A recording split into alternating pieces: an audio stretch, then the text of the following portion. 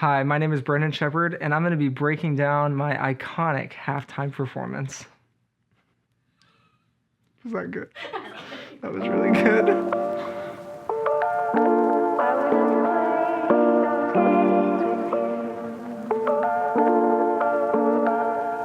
As always, if you haven't already, make sure to click the link on the screen or in the description to go check out the full performance.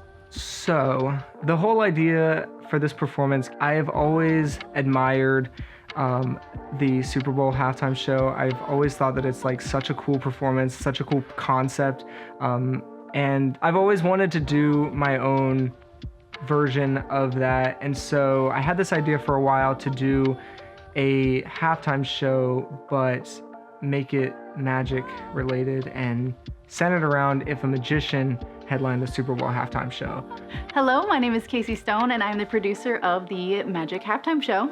So when Brendan reached out to me about this production, I was very on board with it. It's something that I had never heard of, and so he asked if I can help him produce this. So the producer role varies depending on the size of the production. For this one specifically, I helped coordinate the different departments, so making sure that the crew is taken care of, making sure all of the paperwork was done, filled out, and then also making sure the talent got everything that they needed. And so I did everything from finding a crew. My first person that I always go to, her name is Joan Roob. I always go to her because she's absolutely amazing. We had a lot of lights that Brendan wanted to do, and that is her specialty. Hi, my name is Joan Roob. I am one of the producers and the production designer for the Magic Halftime Show.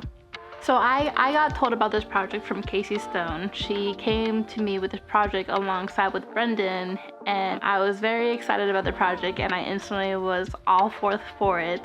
I was really interested in the technical aspects of the show, including the lighting, figuring out the location, and helping with the pyro. From the very start, I knew I wanted this to be a one-take video. I think that the concept is such a neat idea, and I think especially for an illusionist, it's even cooler because it eliminates the suspicion of camera tricks, or there's no camera cuts, but with that comes a lot more planning and choreography and rehearsing. And so for this performance specifically, there was a lot of technical elements and a lot of choreography that went into the performance to make it what it turned out to be. But I think it turned out so cool, and I'm very proud with how we were able to put this together. Anytime you add any type of pyro, whether that's fire, fireworks, CO2, cannons, anything that requires an extra safety measure, it takes a lot of planning and a lot of having drills of what to happen if anything goes wrong, getting everyone in the crew to know who was doing what's the most important. So alongside with the pyro, finding a location that would allow us to use the pyro took a bit to find. We had some difficulties with a lot of legal things. It took us a while. It took about 3 months of pre-production to find a place. We originally had backups of plans, but thankfully within the last month we were able to find a location that would allow us to do this. And we were able to have the idea thankfully happen on a football field. So I knew with this performance, if I wanted it to be inspired by the Super Bowl halftime show, it needed to have that sort of coolness to it.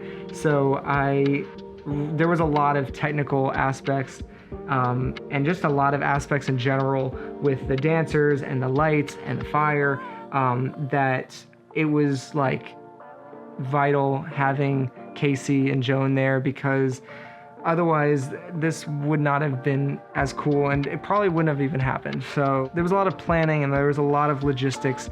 I don't think a lot of people realize how much work goes into a performance like this, or a performance like any Super Bowl or any halftime show. There's a lot of things that people don't see that are actually happening off camera. So thankfully I had my amazing gaffer Ben Hopkins to be able to help me with setup and to help me with the logistics during the actual production itself. So what you don't get to see is that during this part, I'm actually off camera to the side, making sure when the pyro actually goes off. And then once Brendan comes out of the cage, I actually cut the power as soon as the camera pans and he walks over to the other cage. I cut the power and then I'm running to the other side to then control the fog machine that allows you to be able to see the beam of the lights. So right here where Kat is holding the flame and then she hands it off, I was the person that she actually hands it to right there. And I was in charge of putting it out, making sure that it was extinguished. I also, after Brendan kind of gets out of the cage and he walks from one location to the other, I'm the one that's also tracking him with the light, so the light stays consistently on him. And there's another part where he takes off both Alyssa's jacket and his jacket and he just throws it. And so I also ran to go get that and make sure that it wasn't in the way of anything. So I was kind of also like the prop wrangler, which was fun. So it was a lot of me just running around, just back and forth, making sure everything was set up to where it was supposed to go. Nothing was accidentally caught on fire that wasn't supposed to be on fire. It was a lot of fun. For the opening of the performance, I really wanted to reverse the gender norm or the magician assistant stereotype in this case, and I think that that's such a powerful thing in this time in society, and I think it really modernizes the illusion. You know, the assistant making the magician appear inside the cage is something that isn't really ever done. Another thing that was really important for me was casting a diverse group of talent, and I really believe in representation, and I think having multiple ethnicities represented here. Also, having Kat be the first person that you see on screen as a woman of color is such a powerful statement. Another struggle that a lot of people wouldn't normally think would be really hard to find which would be dancers.